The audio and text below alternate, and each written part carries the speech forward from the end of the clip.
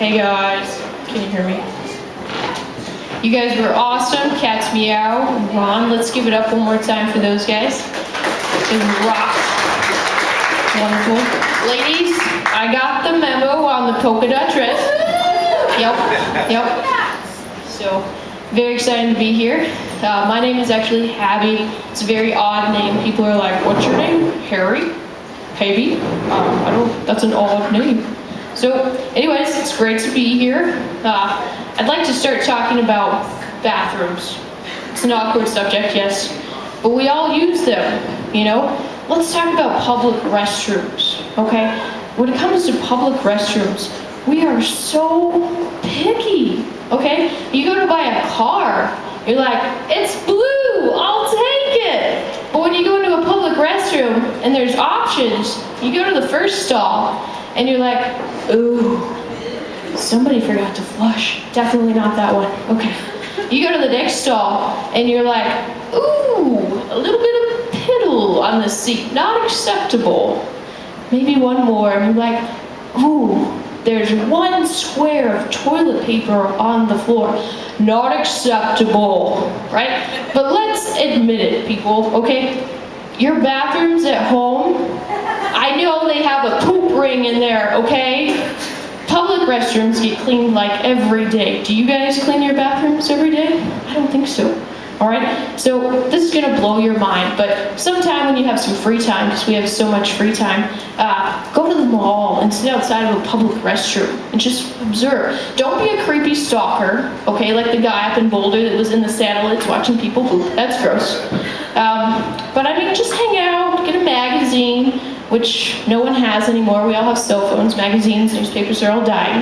And just watch people for like 10 minutes. And you'll be amazed at how many people go in and out of a public restroom. Now wrap your mind around that, okay? Because we fist bump people, we high five people. In football, we chest bump people. But in real life, do we butt bump people? Hey, Megan, it's nice to see you in the office again today. How's it going? You know, nobody does that. But in a public restroom, we're sharing that toilet seat with all those people. Just think about it. It's gross, okay? So I'm kind of anal. I don't like it anal, but I am anal, okay? So I've come up with a solution. I know some of the finer establishments have the toilet seat covers, which is great. But let's face it, all that is just a piece of tissue paper, okay? Really? That's gonna protect me from whatever's on the seat? No, I don't think so. You know, you put that down on the seat, and you're like, okay. Oh no! And it leaks through, and you're sitting there, and next thing you know, you're doing the one cheek move, and you're trying to pee, and you're shaking, and you don't have proper balance, and usually the toilet seat is like not hooked on properly, so it's like moving, and you're like, I just gotta pee. All right, well, so I've come up with a solution, and all the environmentalists up here in Boulder County are gonna hate me, but I get the toilet paper out, right? And you put it on the seat, both sides, right? Couple layers, and then you got the front part. And I'm sorry, this is foul, but usually there's some pubes there, some dried pee, and you're like, oh, I do not want to take that home, okay? So you gotta put extra right there. So you sit down, you feel a little better, okay? It's clean, no liquid leaking through, okay? Good. But then when you go to flush it all down, it's like, old toilets, okay? We're all up in arms about gasoline and how cars need to have 30 miles per gallon. Why isn't anyone doing anything about toilets? Really? Come on, people. These toilets are like 20 gallons. And it takes like 10 minutes for the toilet to fill back up, right? And they're always those low flush toilets that have no pressure. So really, do not put anything down there unless you have your own plunger, right?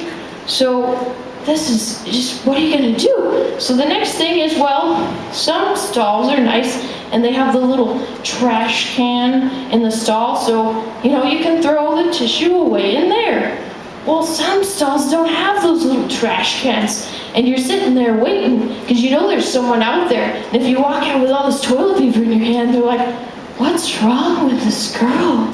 Doesn't she know you're supposed to flush when you're done? Oh, I carry mine around as a trophy. That's right.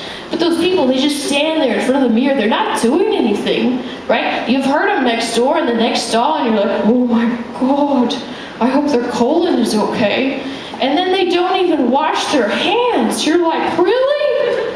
That's disgusting. And they're just standing there. You're in the stall, you're waiting for them to leave. You're like, please leave so I can come out.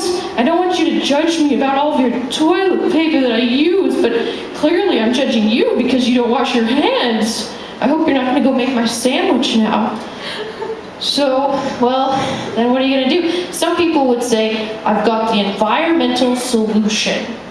The squat, okay? So when I was in college, I didn't learn any sexual positions. I learned the toilet seat maneuvers, okay? Now, I had to have someone come all the way from South Korea to teach me that. She was a lovely girl. She was one of my good friends. So normally missionaries go to other countries to teach people about religion, but someone had to come all the way here to teach me the squat. Now, some of you more athletically inclined people, I'm not one of those. I know I should be. I live in Colorado, but I'm not. I've got the butter belly going on right here. Not the beer belly, just the butter belly. It's all from butter. I can't do the squat. You know, if those of you out there can, you guys are amazing. I had a cousin that played basketball. She was like 6'20", and you know, she'd tell me about the squats they would do in practice, and they'd hold it for 2 minutes. I can't do that. I don't know, maybe 10 seconds. When you're out in a public restroom, you're nervous as it is, especially if you're about to go to the movies. You know, you're always running late. You're like, oh, I can get there. It's at 6:35. I got it at 6:28. Right, you're in the bathroom. You're like, oh, I got 5 minutes. I still gotta get a seat. I don't want to sit up at the front, but I gotta pee, right? But your urethra is not cooperating. Your urethra is like, just gotta be calm, relaxed. I'm not gonna cooperate for you. So the squats doesn't work, right? So that's out. So guys, just next time you use a public restroom, just be more a little grateful, clean up after yourself, right? So moving on, because that's obviously not working on this crowd. Do you guys serve coffee in this establishment? Because I think this crowd is asleep. Okay, so moving on, I appreciate the previous acts because you guys rock. Music is a hard career to pursue. It's a very difficult career. I actually went to school for music. That's why I'm standing up here right now, right? Doing comedy. So studied the music and the Spanish. And when I tell people that, they automatically say, oh, so you studied Spanish music? That's exactly right, Bingo. Yeah, because as if music wasn't as a tough career to pursue as it is, I decided to combine music and Spanish and study Spanish music, specifically flamenco music, right? Because that's a degree, isn't it? Yep, so I got a degree in flamenco music with an emphasis on music for the hearing impaired, you know? That's a thing, right? And then a minor in underwater basket weaving, because come on, doesn't everyone know how to do that? So I was about to graduate. I went to the Career Center, because I mean, it's a university. It's a well-known university. I'm not going to say which one. And went there hoping that they could help me find a job. That's a logical thing, right? Go to school, get a job. Seems logical. So I go to the Career Center and I talk to this lovely lady. And I was like, hey, you know, I'd really like to find a job in my field of flamenco music, which obviously I didn't do that, but we'll say I did. So flamenco music, she's like, oh, here's our website. Okay, well that's nice, but I'm more of a people person. You're sitting here, I'm sitting here. Can you help me? You're a big university. Maybe you have connections, suggestions, interview. Here's our website. So clearly that didn't work out. So luckily I had someone help me get a job at a shoe store. I know you're thinking, what's the association? Flamenco music?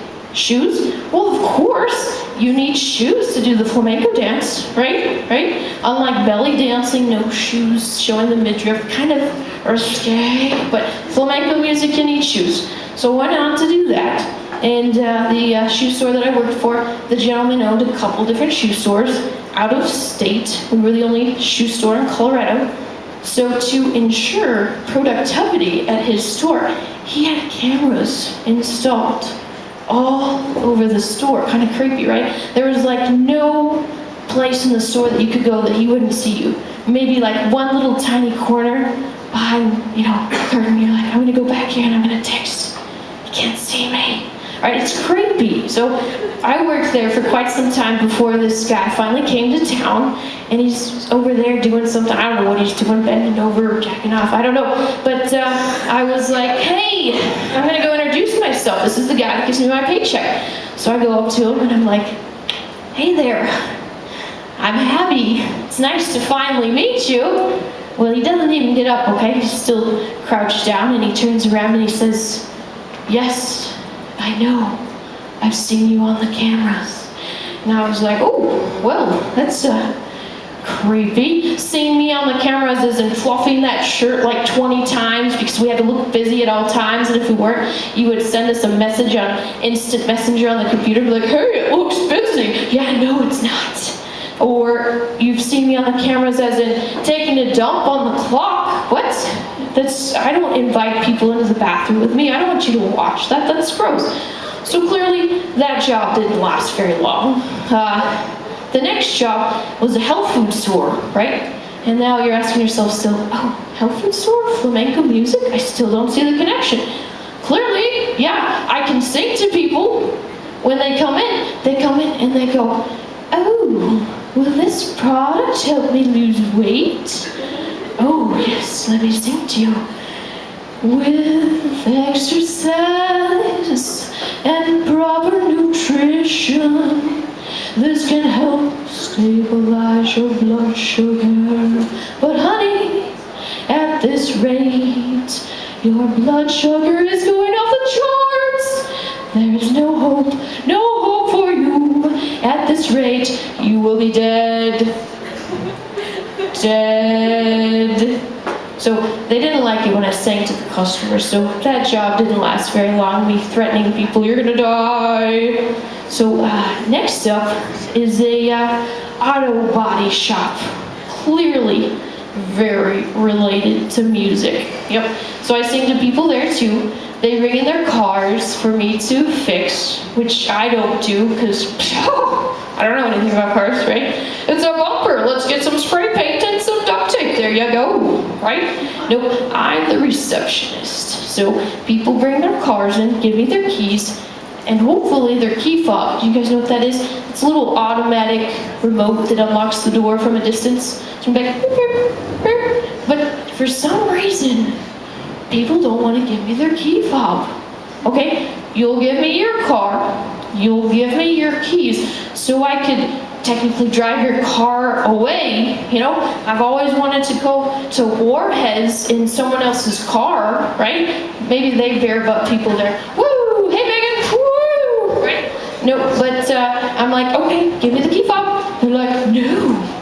Suspicious. Why do you want my key fob? I might need it. I might need to get back into my car while it's here. So let me get this straight. You're not going to come in during business hours to retrieve the item that you need. You're planning on jumping the 10-foot fence, okay? Breaking in past the alarms, breaking into the building so you can beep, beep, beep, beep, unlock your car to get your sunglasses. Makes perfect sense. Thanks, guys. So the other day, well, a couple months ago, I was walking down the street in Boulder. Boulder is a lovely place. My dad calls it 10 square miles surrounded by reality. The land of the fruits and the nuts. So I apologize, Boulder. But I was walking down Pearl Street, and it's a college town, right? Everyone's up in arms, like, oh, rape. I went to college freshman year. Everyone's like, rape. Everyone get a free whistle. Okay, let's be honest, people. Okay. Don't drink and do stupid things, okay? I recently heard about a assault that occurred on the CU campus. Very upsetting, right? But the story sounds like the girl was drunk and she walked home with 3 guys that she didn't know. Sounds like a great idea. Okay, so walk in pairs, go to parties with people that you know, right? That makes sense? So I'm a very observant person. I know what's going on around me. I walk like this when I'm by myself. My fists are clenched, you know. When I see a strange man, I'm like, what do you want? Right? I got some moves. I took a self-defense course. Right? If I'm walking down the street and I hear someone behind me, I'll stop, step to the side, and watch them walk by me, you know. I'm one of those paranoid people, but hey, I play it safe, guys. That's the only way to do it. So I think we should all practice our moves, right? If we're walking down the street and we think that someone's behind us, I think we should turn around and just give them a crazy face, right? So this is what I'm gonna do. This is my face, guys. You ready? Hey, right? And if you give them the fawns, they're not gonna rape you. I don't think they're gonna be like, that girl is crazy. Next girl, right? So, but I'm walking down Pearl Street and I'm very aware of what's going on around me. And if I see someone coming, and I don't like to talk to solicitors or bums. There's legitimate homeless people that do deserve help, but there are a lot of good actors out there as well that really make a lot more money than we do. Tax-free money, okay? I don't agree with that. I work hard for my money, so I'm not just gonna give it out. If someone came up to me and said, I'm starving, please feed me, I'll be like, I'll take it at Denny's, let's go, grand slam, delicious. But I'm not just gonna pass out money. So if I see someone coming, I cross the street, avoid the awkward moment, so I don't have to give someone money or buy a Bible from someone, right? So I see this guy up ahead, and it looks like they're moving out of a house. So I'm like, oh, okay, he's part of the moving crew, right? But he's sitting on the grass, just right on the grass near the sidewalk. I'm like, well, he's taking a break, he's tired, moving is hard. As I get a little closer, I'm like, damn it, it's a bum! It's too late to cross the street, I can't cross in the middle, I'll be jaywalking, that's illegal. It'll be really awkward, because then he'll know for sure that I crossed over because I really didn't want to talk to him. Like, oh! Right? So, I'm like, all right, brace yourself. What does he want? And as I walk by, he gives me a thumbs up.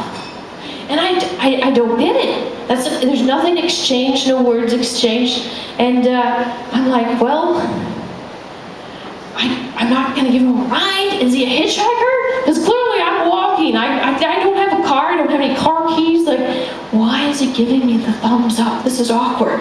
I'm not wearing anything attractive. Like this jacket, I've had it for like 20 years. There's holes in it.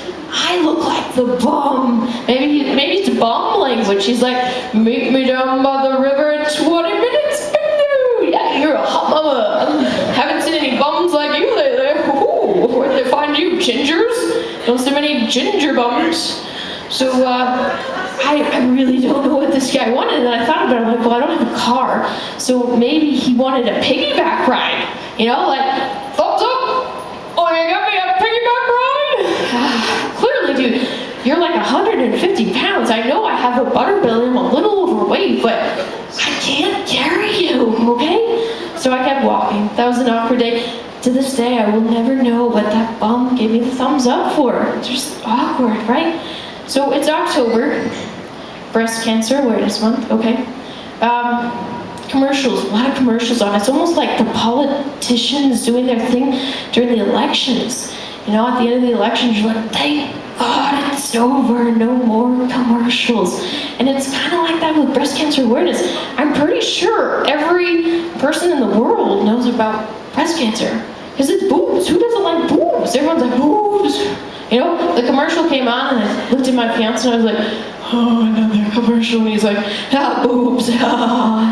Right? Boobs. Yeah. So, well, yep, that's about all, folks. And I wish I had hecklers because I really wanted to say some mama jokes.